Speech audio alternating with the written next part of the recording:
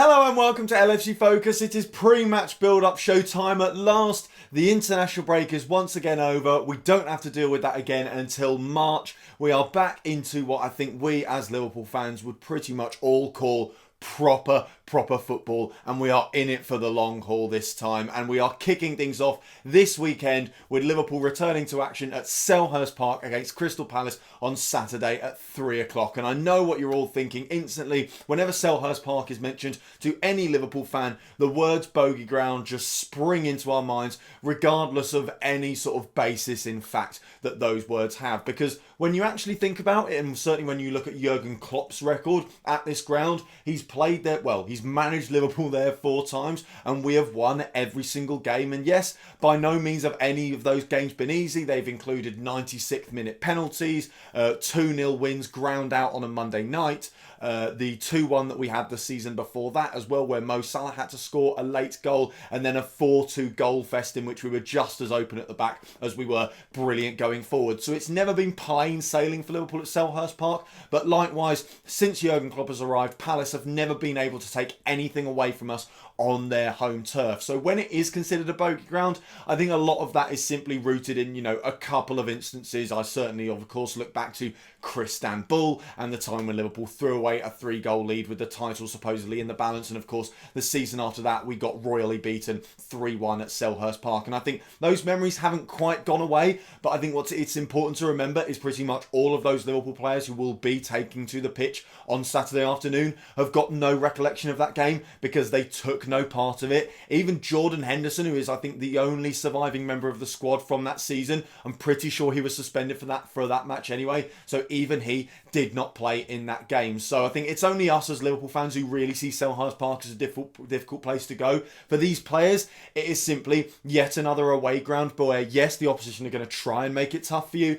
Yes, the manager's going to set them up a certain way that we can probably expect them to set up, and yes, the fans will be getting on your back from minute 1 to minute 90. But as usual, we are Liverpool, we are fantastic, we're top of the league for a reason, and the players will be seeing this as just yet another obstacle to overcome rather than a really difficult away fixture that I think it sometimes seems to be in the fans' minds. So I think really we shouldn't be worrying about the nature of the opposition and the nature of the ground we're going to. For me, the main thing that does concern me going into the game is of course this is the first game back after the international break, coming back early on that Saturday fixture as well. Liverpool have never quite hit the ground running when we come away from these international games. Of course, the last time we came in off the back of one was the away game at Old Trafford this season, which is the only time Liverpool have dropped points in the league so far this campaign. So that's not entirely a brilliant omen. And of course, before that, you had the September international break. When we came back from that one, we had a slightly altered front line with Roberto Firmino injured and Divock Origi coming in, and we just didn't quite look as fluid, certainly not for the first half hour anyway. Newcastle get the goal. It looked like it was just going to be one of those days for Liverpool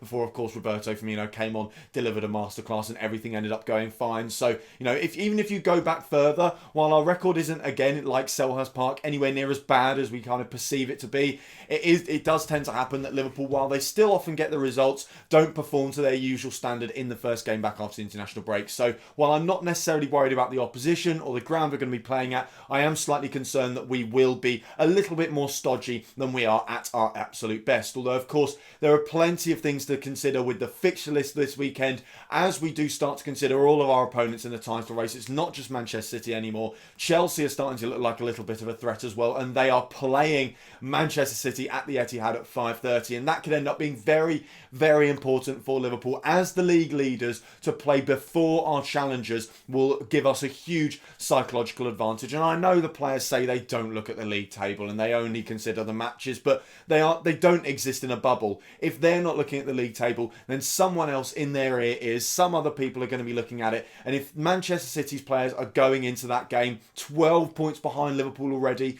then that is a huge amount of pressure on them, even though they will be playing in front of their own fans. So it's going to be an absolutely fascinating Saturday of football. You've also got the warm-up act for Liverpool's game, which is Jose Mourinho's first game as Tottenham Hotspur manager. So it is absolutely all going on. And if you ask me, that's definitely a good thing because it just takes the eyes off Liverpool.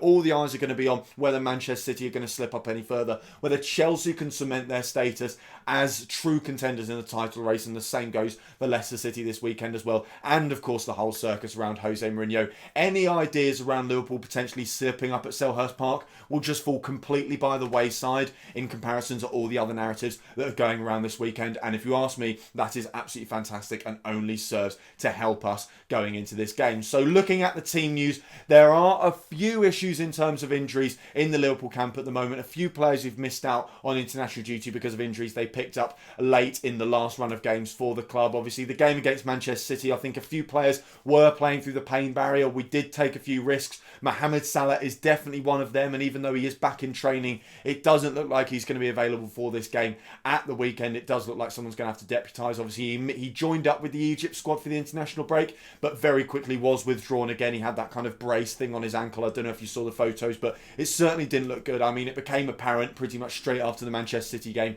that he had been playing through the pain barrier. He had essentially been playing through an injury, which is fantastic, obviously, to see that the players have the willingness and the mental strength to fight through the pain to try and win games for the team. But obviously the result of us winning against Manchester City is there are now a few players who are in the wars and probably won't be available for this game. And Mohamed Salah, like I said, despite being back in training, is one of those, although hopefully that ankle injury will heal up sooner rather than later. There's already chat about him potentially being available for the Napoli game in midweek straight after this Palace game instead. And the same goes for Andrew Robertson, who also played all the way through an injury in the game against Manchester City. Unlike Salah, he played the full 90 minutes as well. He then withdrew from the Scotland squad. At first, this felt like maybe it was just one of them where it's more about, keeping the players' fitness up. Obviously, we push Andrew Robertson through so much as a Liverpool player. He is unequivocally the first choice centre-back and is pretty much one of the first names on the team sheet. So it's quite nice to see him getting rest during the international break, and I did think that was more to do with just general fitness and match fitness rather than any sort of injury. But at the moment, it looks like he won't be available for this game either.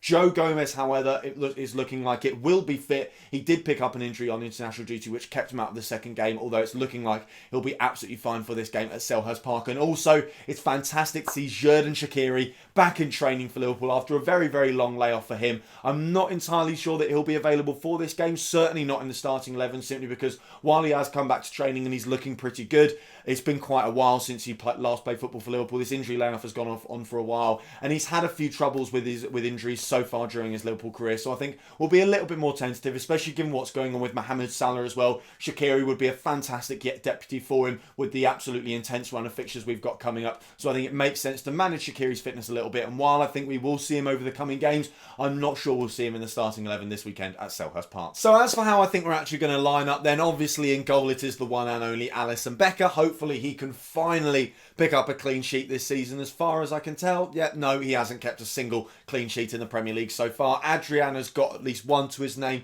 but unfortunately since Alisson returned to the side, we have conceded one goal every single game. So at least you can say he's consistent, but it would be nice to get a shutout on the board for Liverpool's keeper, especially considering he won the Golden Glove last season, and it would be nice, even though he's already suffered a setback, to retain that award this season. So I think Alisson Becker will be starting in goal. Ahead of him, I think we have Virgil van Dijk and Dejan Lovren as the centre-back pairing. Even though Joe Gomez is back and fit for Liverpool, I think Jurgen Klopp seems to prefer Dejan Lovren as his Premier League centre-back and use Joe Gomez in the Champions League games. I think that's more to do with how he doesn't mind playing a bit more fast and loose in the Champions League. Obviously, we're pretty much guaranteed qualification from that group, barring any absolute aberrations, and we can probably afford, a draw or maybe even a loss against Napoli in the game during midweek, whereas we cannot afford to drop any points in this Premier League title race. We are the pace setters and we have to keep it that way, and we have to simply set a pace that no other team can keep up with it, and part of that is about being defensively astute and not letting the opposition have too many opportunities on goal. And I think Dejan Lovren, at the moment, based purely on form, is doing a little bit better than Joe Gomez, so I think he gets the nod alongside Virgil van Dijk in that centre-back partnership. In terms of the full-backs, I think we do go with Trent Alexander-Arnold at right back. I was a little bit disappointed to see him start both games for England because I think he could have done with the rest as well, and obviously both the England games were pretty much meaningless, especially the second one, so he could have done with the rest there. But obviously that last England game against Kosovo was on Sunday, so he's had pretty much a full week's rest and will hopefully be raring to go for this game. And then I think at left back, we're probably going to go with James Milner. I did slightly toy with the option of Joe Gomez because obviously we've seen Jurgen Klopp play him at right back, and right at the start of his Liverpool career under Brendan Rodgers, he was used consistently in that left back berth as well. However, I don't think we've ever seen Jurgen Klopp use Joe Gomez as a left back, and we've definitely seen him trust James Milner. Normally when Andrew Robertson isn't available, Milner is the first port of call, and I think while we've got Trent Alexander-Arnold bombing on down the right hand side, we can afford to have someone slightly more conservative like James Milner playing in the left back slot on the other side. So I think that is what the back line's going to look like. Moving on to the midfield, I think we do go with something that is going to be a little bit more functional than I think maybe people would hope for. I do think people would be hoping for maybe an Oxlade-Chamberlain or a Naby Keita in this game. But I think, again, with it being the first game back after the international break and with a few changes being made to the side, we don't want to upset the rhythm a little bit too much. So I think we do go with Fabinho as the defensive midfielder and then Gini Wijnaldum and Jordan Henderson either side of him. Obviously, if this was a home game, then I'd certainly advocate for someone like Keita or Oxlade-Chamberlain to play a role in the midfield as a slightly more attacking option. But with it being away from home, we almost want Crystal Palace to have a little bit more of the ball, and I'll come on to how I think they're going to play a little bit later on in the video. But I do think we want a slightly more conservative midfield that will also, of course, offer cover for the fullback should they want to bomb on at any points during the game. And then the attack, I don't think we are going to have Mohamed Salah, and I don't think Xherdan Shaqiri is going to be ready to start. So I think it's going to be Mane down the right-hand side this time, Roberto Firmino down the middle, and Divock Origi down the left. And obviously there are options for us to change that around. We've seen in the past when Divock Origi has been deployed on the wing so far this season, he has then been moved into the centre simply for the sake of him acting more as a target man, and I can certainly see that happening. I can also see Mane coming into the centre. If you ask me, it's going to be a very, very free-flowing front three that basically adjusts itself to whatever kind of moves work during the game. But I think from the start it'll be Mane and Origi out wide and then Firmino down the centre. So taking a look at Crystal Palace then, so far this season they have been pretty unspectacular in terms of claiming big scouts. I think Man United at Old Trafford is the only one they can really show for themselves. Obviously getting a win there earlier on in the season was absolutely fantastic, although we can talk all day about how Manchester United just aren't what they were anymore, and winning at Old Trafford isn't actually that difficult unless of course your name is Liverpool Football Club, in which it's completely impossible under any circumstances, no matter how bad they are. But if you're any other team in the Premier League, it's entirely possible to get 3 points on their own turf. So that is a reasonably impressive result. They did of course get the draw with Arsenal as well, where Arsenal threw a 2-0 lead away, although there was plenty of VAR drama in that game as well, and of course we all know what kind of situation Arsenal are in at the moment. But when it comes to playing against other teams, they played against Chelsea last time out at Stamford Bridge, lost that game 2-0. They played Manchester City at Selhurst Park. That was another 2-0 loss. And I believe they lost 4-0 at the Tottenham Hotspur Stadium earlier on in the season. So they haven't really had too many huge look-at-me results that maybe Crystal Palace under Roy Hodgson have rather bizarrely become famed for. Looking back at last season, they obviously got that absolutely fantastic win at the Etihad. And if you ask me, they're actually better off away from home, where they can sit back and simply try and hit teams on the counter. And I think what Liverpool have got to actually try and do is not overcommit in this game. If it was at home, then I'd certainly advocate us trying to dominate possession, although the risk there is that the same thing happens that happened at home to Palace last season. They actually did give us a more difficult time at Anfield than they did at Selhurst Park. While the game at Selhurst was a lot tighter, we only won 2-0 with a James Milner penalty and a last-minute goal from Sadio Mane. We did seem to be in control of the game a lot more, whereas in the game at Anfield, it always felt like whenever they got the ball, they were able to create chances, go up the other end and score goals, and it ended up being an absolutely bonkers game. So I think what we need to try and do is not completely overcommit to the point where Palace are given opportunities on the counter-attack. We've seen in the past when Alexander-Arnold's been caught out of position by Wilfried Zaha and stuff like that, that it has caused us huge problems. I do also think Roy Hodgson has made a few tactical tweaks this season that haven't quite benefited them in terms of going forward. Certainly moving Wilfried Zaha back out to the wing and trying to play Jordan Ayew down the middle at times has certainly not worked out. When they've got these big wins away from home against big teams, it's always been through playing Wilfried Zaha down the centre. So hopefully he sticks with that formation that's not working as well. But like I said, I think the main thing is just trying to not show Crystal Palace too much respect, because at the end of the day, we are the better team and we should be steamrollering them in an ideal world. But especially given that we are coming back after the international break,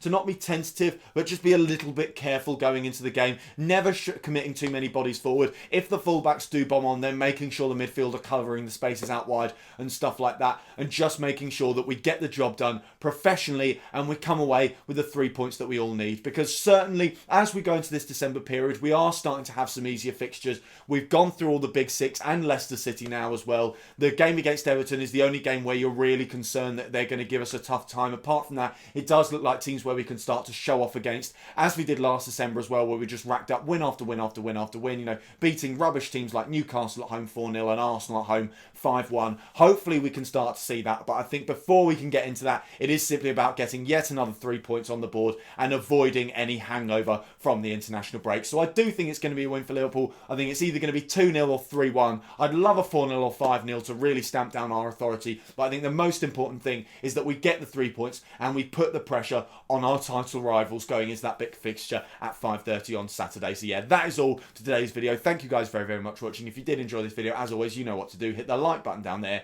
hit that subscribe button there if you're new around here. Check out some of the other videos that have been out on the channel over the past few days. Don't forget to follow at Livestream Focus TV on Twitter, and I'll be back soon with the post-match content after we've hopefully beaten Man City, beating Crystal Palace to give ourselves an 11-point lead at the top of the table. Until then, bye for now.